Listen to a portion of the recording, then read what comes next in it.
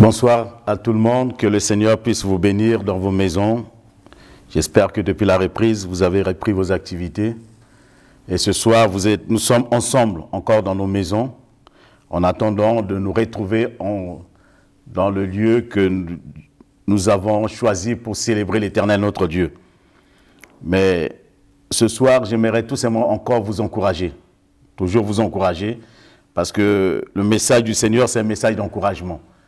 Le message du Seigneur, c'est un message d'élévation. Le message du Seigneur, c'est un message de paix, un message de joie.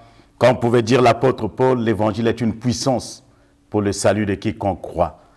Et j'espère de tout mon cœur, à la fin de ce message, quelque chose va se produire dans vos vies. Un encouragement, une force va venir dans vos membres et vous allez vous lever comme un seul homme, comme un homme fort, comme un homme puissant, comme un homme à l'image de Dieu pour accomplir les desseins de l'Éternel. Mais avant toute chose, nous allons d'abord prier, recommander ce temps, recommander ces moments entre les mains de notre Seigneur Jésus-Christ. Père de gloire, Père de bonté, merci encore de ce que tu nous rassembles après une journée d'occupation, une journée d'activité, de travail. Et nous sommes dans ta présence pour nous ressourcer auprès de toi. Comme tu l'avais dit à Marthe, tu t'agites, mais Marie a choisi la bonne part qui ne lui sera jamais ôtée. Après avoir travaillé, nous voulons nous asseoir pour écouter ta voix, t'écouter, nous parler, nous encourager, nous amener, Seigneur, dans tes projets à toi. Nous te remercions d'avance parce que ta parole est un secret et lorsque nous découvrons ce secret, nos vies changent, nos vies se transforment. De gloire en gloire, de puissance en puissance, d'élévation en élévation. Seigneur, merci encore pour nos familles, de près ou de loin, de ceux qui nous écoutent un peu partout, et tends ta main sur eux, bénis-les ce soir. Au nom de Jésus, nous t'avons ainsi prié. Amen. Bien-aimés, sans plus tarder, nous allons prendre nos Bibles dans l'évangile de Jean, au chapitre 14, à partir du verset 4 au verset 12. Vous savez où je vais, et vous en savez le chemin. Ça, c'est le Seigneur Jésus qui parle. Le verset 5, Thomas lui dit, « Seigneur, nous ne savons où tu vas. Comment pouvons-nous en savoir le chemin ?» Jésus lui dit, « Je suis le chemin, la vérité et la vie. Nul ne vient au Père que par moi. Si vous me connaissiez, vous connaîtrez aussi mon Père. Et dès maintenant, vous le connaissez et vous l'avez vu. » Philippe lui dit, « Seigneur, montre-nous le Père, et cela nous suffit. » Jésus lui dit, « Il y a si longtemps que je suis avec vous, et tu ne m'as pas connu, Philippe. Celui qui m'a vu a vu le Père. Comment dis-tu, montre-nous le Père? Ne crois-tu pas que je suis dans le Père et que le Père est en moi? Les paroles que je vous dis, je ne les dis pas de moi-même. Et le Père qui demeure en moi, c'est lui qui fait les œuvres. Croyez-moi, je suis dans le Père, et le Père est en moi, croyez du moins, à cause de ses œuvres. En vérité, je vous le dis, celui qui croit en moi fera aussi les œuvres que je fais. Et il en fera des plus grandes parce que je m'en vais au Père. Et tout ce que vous demanderez en mon nom, je le ferai, afin que le Père soit glorifié dans le Fils. Si vous me demandez quelque chose, en mon nom, je le ferai. Vous savez, le thème de ce soir, c'est tout simplement celui qui m'a vu, a vu le Père. Ça, c'est une parole puissante, une parole de Christ. Vous imaginez comment Jésus répond à Philippe, il dit, pendant tout ce temps, vous ne m'avez pas connu, tu ne m'as pas connu. Ça faisait 3 ans qu'ils marchaient ensemble.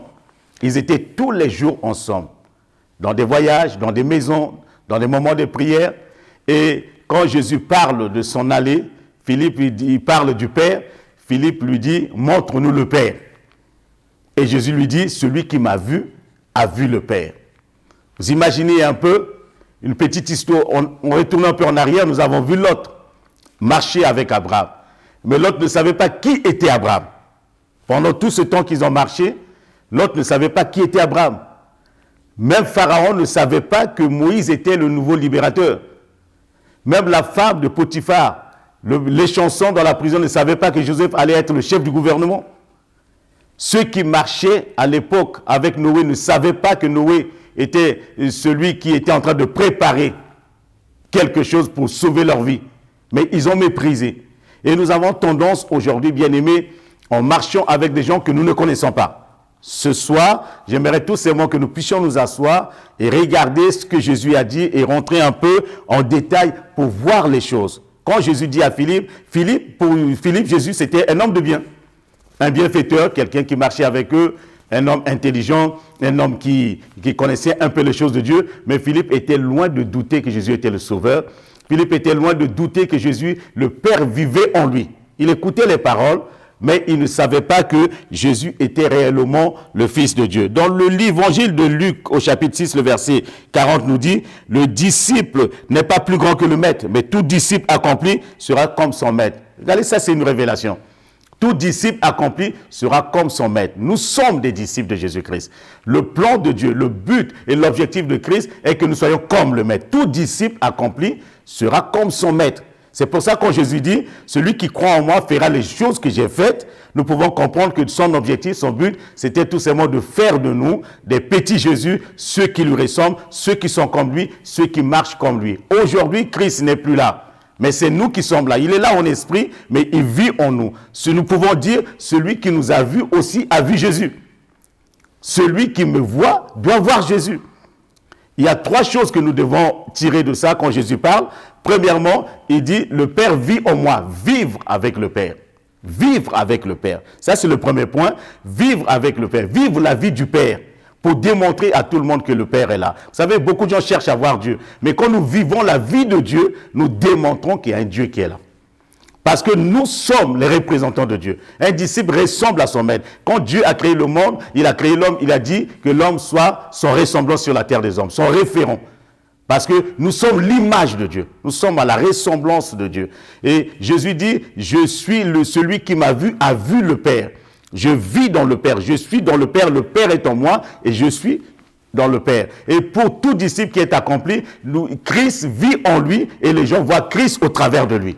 Vivre dans le Père. Deuxième point qui est très important, que nous aurons certainement l'occasion aussi de voir, c'est de recevoir, il dit, les paroles que je vous donne. Je ne les reçois pas de moi-même, je ne les invente pas, mais je reçois les paroles du Père. Un disciple reçoit de son maître et il communique aux autres.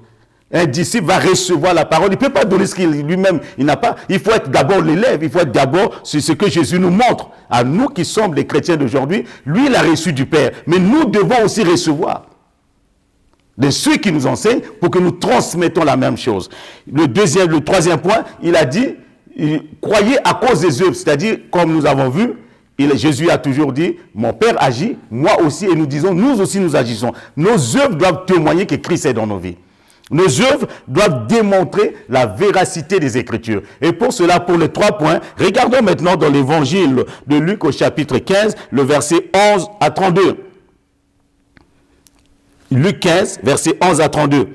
Il dit encore, un homme avait 2 fils. Le plus jeune dit à son père, mon père, donne-moi la part des biens qui doivent me revenir. Et le père leur partagea son bien. Vous savez, cet enfant, il n'aimait pas son père. Il n'aimait pas son père, mais il s'intéressait seulement au bien de son père. Il s'intéressait seulement au bien. Il voulait seulement avoir les biens de son père, les choses qui étaient à son père. Vous savez, il n'aimait pas son père, il demande à son père. Mais nous savons tous que la meilleure adoration, c'est d'abord d'aimer Dieu. De tout son cœur, de toute son âme et de toute sa force. Mais cet enfant va demander, et le verset 13 nous dit, peu de jours après, le plus jeune ayant tout ramassé, partit pour un pays éloigné, où il dissipa son bien en vivant dans la débauche. Lorsqu'il tout dépensé, une grande famille suivait dans ce pays et commença à se trouver dans le besoin. Il s'éloigne de la maison. Il s'éloigne de la maison de son père. Il coupe tous les ponts, il coupe le pont avec tout le monde. Il ne veut aucun contact même avec sa propre famille.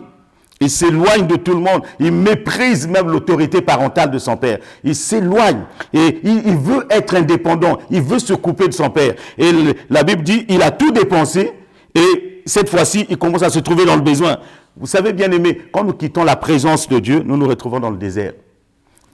Quand nous quittons la présence de Dieu, nous nous retrouvons dans les difficultés.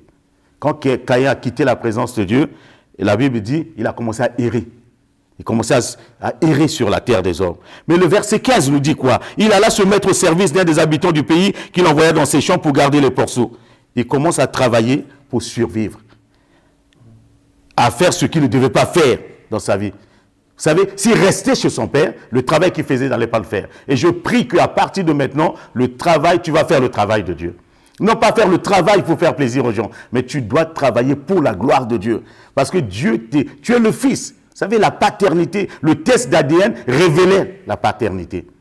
Et quand on regarde notre ADN, c'est l'ADN de Dieu. Mais Jésus a dit, celui qui m'a vu a vu le Père. C'est-à-dire, si on fait le test d'ADN, on va savoir que Jésus est le Fils de Dieu. Et aujourd'hui, si on fait le test d'ADN, de ton ADN, on doit savoir que tu es le Fils de Dieu. Parce que l'ADN de Christ est en toi. L'ADN de Dieu est en moi. C'est pour ça que la Bible dit, c'est lui qui nous a fait de nous, il a fait naître de nouveau. Nous sommes de nouvelles créations. Les choses anciennes sont passées et aujourd'hui, si on fait l'ADN de ta vie, il faut qu'on trouve l'ADN de Dieu. Parce que tu appartiens à Dieu lui-même. Il commence à cet enfant, vous savez, Dieu veut nous épargner des souffrances. Il veut nous épargner des souffrances inutiles. Et cet enfant, en restant dans la maison de son père, j'ai imaginé s'il restait, Dieu allait l'épargner des souffrances inutiles. Et aujourd'hui, beaucoup de gens vivent des souffrances inutiles. Il aurait bien voulu, la Bible dit, le verset 16, il aurait bien voulu se rassasier des carouges que mangeaient les porceaux, mais personne ne lui en donnait. Vous savez, quand on s'éloigne de Dieu, les portes se ferment. Toutes les portes se ferment. Et n'attendez pas que le diable nous ouvre les portes. La seule porte que le diable peut ouvrir aux hommes, c'est leur peur de l'enfer. Il n'ouvre pas les portes. Au contraire, il essaye de fermer les portes que Dieu a ouvertes dans nos vies. Mais à partir de maintenant, qu'aucun esprit ne puisse fermer la porte que Dieu a ouverte devant toi. Parce que Dieu a mis devant toi une porte qui ne sera jamais fermée. C'est la porte de la vie. Jésus a dit, je suis le chemin, la vérité et la vie. Personne ne va barrer ce chemin dans lequel tu marches. Personne ne va te mener dans une vie de mensonge. Parce que Jésus a dit, quand on est avec Christ, on n'est pas incertain. Notre avenir est assuré. Bien-aimé, j'aimerais te dire quelque chose ce soir. Je me dis souvent, tu n'es pas là où tu es arrivé par hasard. Je ne suis pas surpris d'être là où je suis. Et je ne serai pas surpris demain de voir mes enfants arriver. Je ne serai pas surpris de voir ma vie se perfectionner. Je ne serai pas surpris un jour de me retrouver dans le paradis avec Dieu. Tu ne dois pas être surpris demain. Si le travail que tu fais aujourd'hui te garantit le lendemain, la présence de Dieu dans ta vie aujourd'hui te garantit les choses de demain. Le verset 17. Étant rentré lui-même, il se dit, combien de mercenaires chez mon père ont du pain en abondance et moi ici je meurs de faim. Vous savez, cet enfant revient de son souvenir d'enfance. Il revient de son souvenir d'enfance. Bien aimé, retournons à notre souvenir d'enfance. Retournons comme des enfants auprès de Dieu. Devant Dieu, nous ne resterons que des enfants. Soyons des enfants de Dieu. Souviens-toi de tout ce que Dieu a fait pour toi et surtout des personnes qu'il a utilisées. Cet enfant se souvient qu'il a des mercenaires chez son père, des ouvriers, des gens qui travaillent. Pour la première fois, il se souvient que dans la maison du père, il y avait des gens qui étaient à son service. Il y avait des gens qui l'ont aidé. Il y avait des gens qui l'ont servi. Il y avait des gens qui l'ont poussé. Il y avait des gens qui l'ont boosté. Il y avait des gens qui l'ont encouragé. Il se rappelait, il dit, mais j'avais ces gens-là dans la maison de mon père. Bien aimé, dans la maison de Dieu, Dieu a mis tous les ouvriers possibles pour toi. Dieu a mis tout à ta disposition pour que tu ne puisses pas souffrir inutilement. Dieu a tout donné pour que tu sois béni. Et Dieu a mis des personnes, des ouvriers dans tous les domaines pour t'aider à accomplir le plan de Dieu pour ta vie. Le verset 18 nous dit, je m'élèverai, j'irai vers mon père, je lui dirai, mon père, j'ai péché contre le ciel et contre toi. Il revient à son bon sens. Le temps est venu, bien-aimé, de revenir à nos bons sens. Et le bon sens nous amène dans l'humilité. Parce que n'oubliez pas, l'humilité est une des meilleures qualités. Des qualités pour recevoir quelque chose de Dieu. Et quand Jésus dit, cet enfant, vous voyez l'histoire, c'était une parenthèse par rapport à l'histoire de cet enfant qui s'est éloigné de Dieu. Cet enfant peut être toi, cet enfant peut être moi, mais Dieu a préparé des choses extraordinaires pour nous. Des choses dans la maison de notre Père. Vous savez, quand cet enfant est parti, il a terni l'image de son Père. Et il avait la filiation avec son Père, mais sa façon d'être, sa façon de vivre ne correspondait pas à la vie que le Père voulait pour lui. Et aujourd'hui, beaucoup d'entre nous, nous vivons non pas la vie que Dieu a préparée pour nous.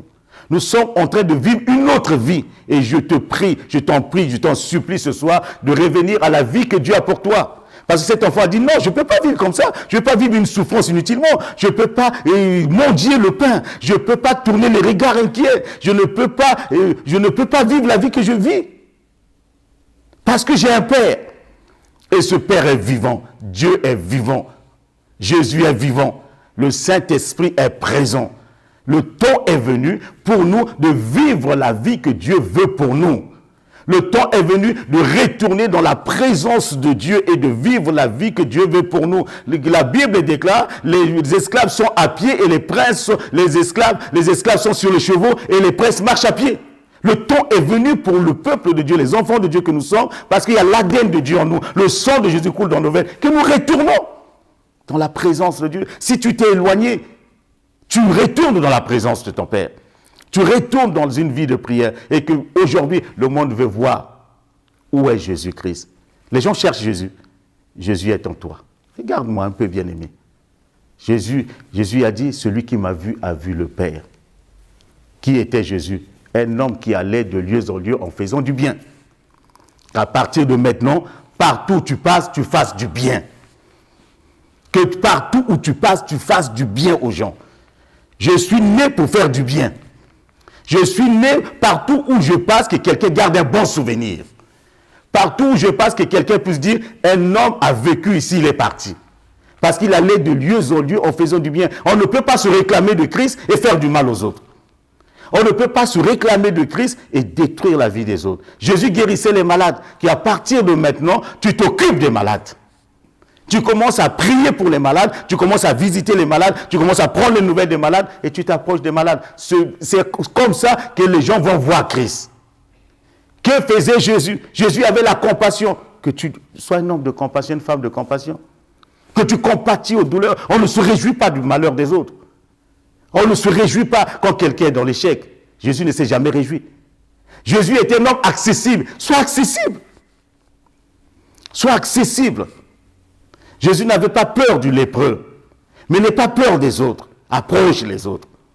Et en approchant des gens, nous allons apprendre beaucoup sur la vie humaine. Nous allons apprendre beaucoup sur l'expérience de vie. Nous allons apprendre beaucoup de choses. Jésus était un homme de Dieu. Il était simple. On voit Jésus, il était entouré, on dit, il allait là où il y avait des gens de mauvaise vie, mais il allait dans le but de sauver des vies. On ne peut pas être plus saint que Jésus lui-même. On ne peut pas être plus pur que Jésus lui-même. Parce que Jésus lui-même, il approchait des gens de mauvaise vie pour les amener à la foi. Et on voit Jésus, ce qu'il était capable de faire. Jésus a multiplié le pain. Il a donné à ceux qui avaient faim. Vous vous souvenez de Moïse? Lui, il a donné la manne et les cailles aux gens. Mais Jésus a donné du pain et du poisson. Bien aimé, quand on a Christ, on partage ce qu'on a aux autres. On partage. Parce que Christ est caractérisé par le partage. Pas par l'égoïsme, pas parce que tout est pour lui, mais il a tout donné. Il a appris à ses disciples que nous sommes à pouvoir partager aux autres, à ceux qui sont dans le besoin, à ceux qui n'ont rien. Il leur a appris. C'est pour ça, après sa mort, tous les disciples ont compris cela. Ils partageaient le pain dans la ville de Jérusalem. Ils nourrissaient les gens qui étaient là. Et la Bible dit qu'il n'y avait aucun indigent au milieu d'eux. Parce que tous, ils étaient dans la présence de Dieu et ils partageaient. Qui était Christ? Il a dit, celui qui m'a vu a vu le Père. Christ est un homme juste. Nous devons être justes les uns avec les autres. Nous devons chercher la justice de Dieu. Qui était Jésus-Christ? Jésus-Christ n'était pas quelqu'un qui critiquait le gouvernement, qui critiquait le pays dans lequel il vivait. Bien-aimés de grâce, il y a beaucoup de chrétiens, nous critiquons tout. Nous critiquons même la ville où nous sommes. Non, on ne peut pas critiquer la ville et prier pour la ville. Parce que Jésus a dit, la Bible nous dit plutôt, priez pour la ville où je vous ai amené, parce que votre bonheur dépend de la ville. Nous ne sommes pas là pour critiquer les autorités, critiquer la ville, critiquer les gens, parce que Jésus n'a pas critiqué ces gens-là. Mais il a prêché l'évangile. Ce que Dieu nous demande de faire, c'est d'annoncer la bonne nouvelle. La bonne nouvelle aux pauvres, la bonne nouvelle aux malheureux. De prier pour la ville où nous sommes. Jésus n'a pas critiqué les dirigeants, les responsables religieux de l'époque. Mais au contraire, il était là avec eux. Mais nous ne devons pas passer notre temps. Jésus ne critique pas. Ne critique pas les gens. Ne critique pas ceux qui t'ont apporté l'évangile. Ne critique pas ce que tu ne comprends pas, ne critique pas cela. Parce que Jésus a dit, celui qui m'a vu a vu le Père. Jésus était rempli d'amour, mais que tu deviennes un homme d'amour. Que tu puisses aimer les autres. Jésus est un homme de pardon, que tu pardonnes. Jésus était un homme de relation. Sois relationnel avec les gens. Vous savez, on dit partout où Jésus allait, il y avait une foule qui le suivait, donc c'est un homme de relation.